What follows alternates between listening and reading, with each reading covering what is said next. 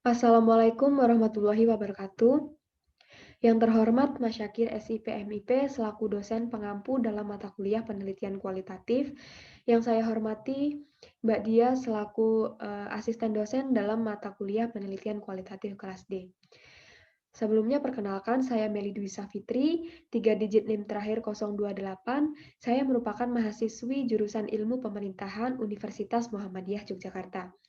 Di sini saya akan mempresentasikan proposal saya dengan judul Implementasi Kebijakan Dinas Pariwisata Daerah Istimewa Yogyakarta dalam membatasi wisatawan Malioboro di tengah pandemi COVID-19.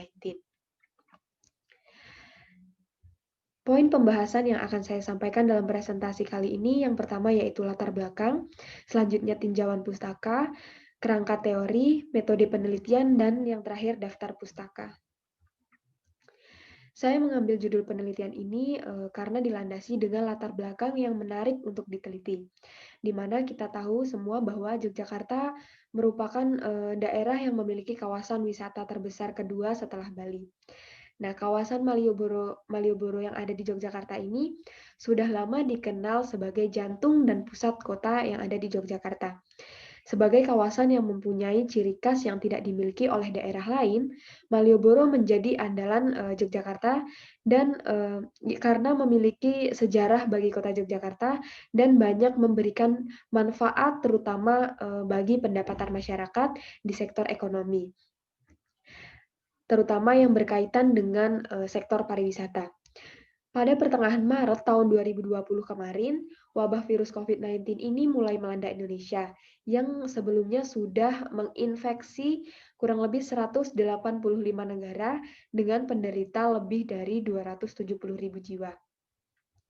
Masuknya wabah virus COVID-19 di Indonesia ini memaksa pemerintah untuk mengambil kebijakan untuk membatasi akses masuk maupun keluar. Hal ini dilakukan untuk mencegah terjadinya penyebaran virus COVID-19 agar tidak semakin meluas. Pastinya dalam melakukan pembatasan berbagai sektor akibat adanya wabah virus COVID-19 ini sangat berdampak bagi beberapa sektor industri. Salah satu yang terdampak yaitu sektor industri pariwisata. Nah, setelah beberapa bulan saat ini pemerintah mulai mengaktifkan kembali kegiatan wisata, terutama di Malioboro, dan meskipun dalam kondisi yang berbeda sebelum dan sesudah adanya pandemi COVID-19 ini, destinasi wisata Malioboro ini tetap menarik masyarakat untuk datang berlibur, baik wisatawan luar kota maupun wisatawan dalam kota.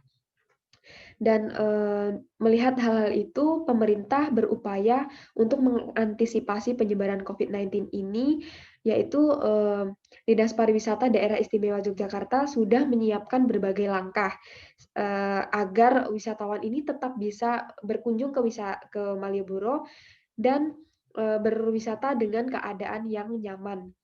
Salah satunya yaitu memberlakukan kebijakan untuk membatasi wisatawan.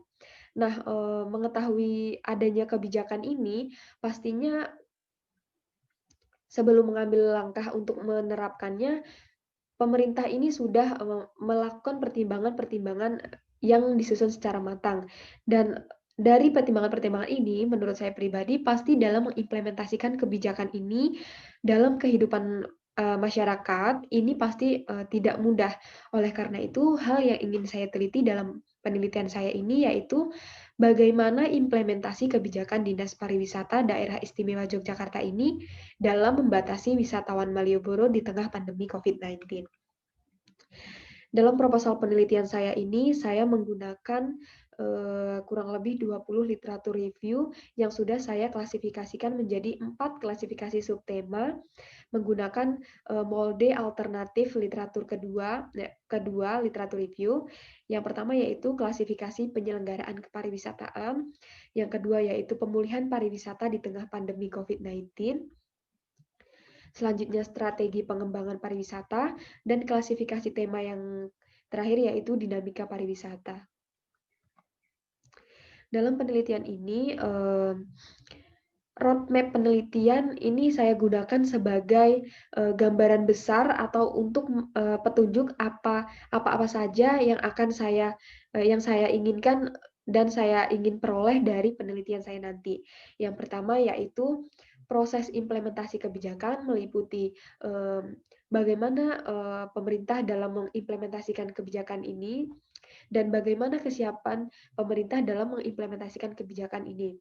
Dan pastinya sudah saya katakan seperti yang sudah saya katakan di sebelumnya tadi bahwa untuk mengimplementasikan kebijakan ini terutama pada kehidupan masyarakat ini pastinya bukan hal yang mudah. Oleh karena itu dalam penelitian ini saya juga ingin mengetahui tantangan dan hambatan yang dirasakan oleh pemerintah dalam mengimplementasikan kebijakan ini. Dan yang terakhir yaitu interpretasi pelaksanaan, di mana dalam penelitian ini saya juga ingin mengetahui bagaimana pemerintah memberikan pengertian kepada masyarakat dan juga bagaimana kebijakan ini dilaksanakan, apakah bisa dilaksanakan dan bisa diterima oleh masyarakat, di mana masyarakat ini sebagai pelaku dan sasaran kebijakan.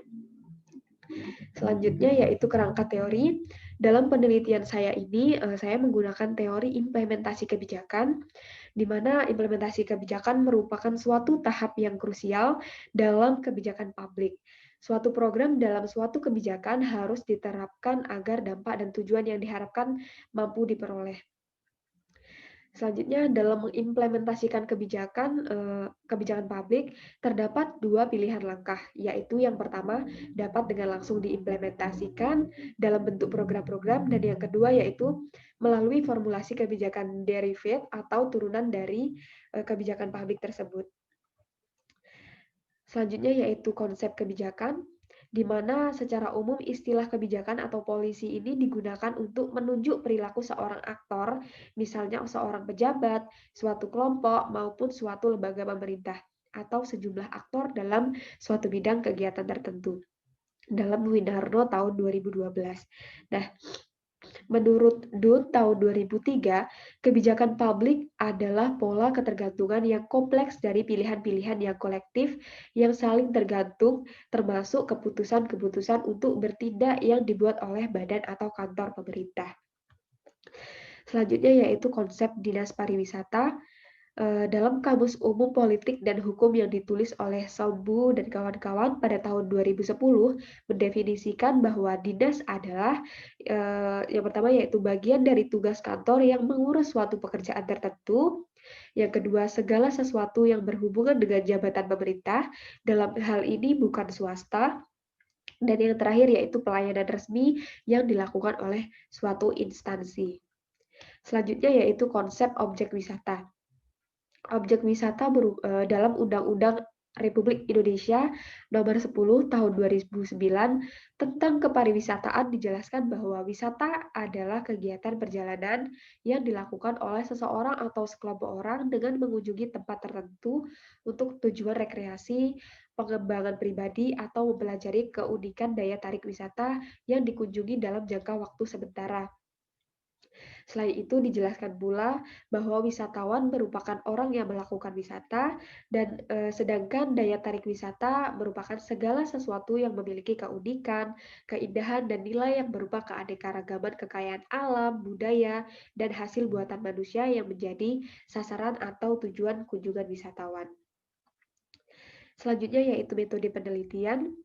Dalam penelitian ini, jenis penelitian yang saya gunakan yaitu penelitian kualitatif, serta dilengkapi dengan analisis deskriptif. Selanjutnya, teknik pengumpulan data yang digunakan dalam penelitian ini yang pertama yaitu studi pustaka, wawancara, dan yang terakhir observasi. Selanjutnya, jenis data yang saya gunakan dalam penelitian ini yaitu data primer dan data sekunder, di mana data primer merupakan data yang diperoleh dari tangan pertama, yaitu Dinas Pariwisata Daerah Yogyakarta, dan yang kedua yaitu data sekunder, di mana data sekunder ini merupakan data yang diperoleh dari arsip-arsip laporan-laporan atau berbagai jurnal yang dimiliki oleh Dinas Pariwisata Daerah Istimewa Yogyakarta. Dan selanjutnya yaitu lokasi penelitian. Untuk lokasi penelitian ini sendiri dilakukan di Kantor Dinas Pariwisata Daerah Istimewa Yogyakarta yang bertepatan di Jalan Janti nomor 4, Wonocatur, Banguntapan, Bantul, Daerah Istimewa Yogyakarta. Selanjutnya untuk analisis data, dalam penelitian ini yaitu Dinas Pariwisata Daerah Istimewa Yogyakarta mencakup pihak-pihak penyelenggara kebijakan. Dan yang terakhir yaitu teknik analisis data. Yang pertama yaitu pengumpulan data, pengolahan data, penyajian data, dan yang terakhir yaitu penarikan kesimpulan. Berikut bagan alur penelitian. Yang pertama yaitu perumusan topik penelitian, di mana perumusan topik penelitian ini meliputi latar belakang sampai dengan definisi konseptual dan definisi operasional, selanjutnya rancangan penelitian, selanjutnya pengumpulan data, pengolahan data, penyajian data, analisis data, sampai dengan yang terakhir yaitu penarikan kesimpulan. Berikut merupakan jadwal penelitian yang sudah saya laksanakan dan akan saya laksanakan. Berikut merupakan daftar pustaka, yaitu referensi yang saya gunakan dalam menyusun proposal penelitian saya. Baik, mungkin ini saja yang dapat saya sampaikan. Kurang dan lebihnya saya mohon maaf. Saya akhiri. Wassalamualaikum warahmatullahi wabarakatuh.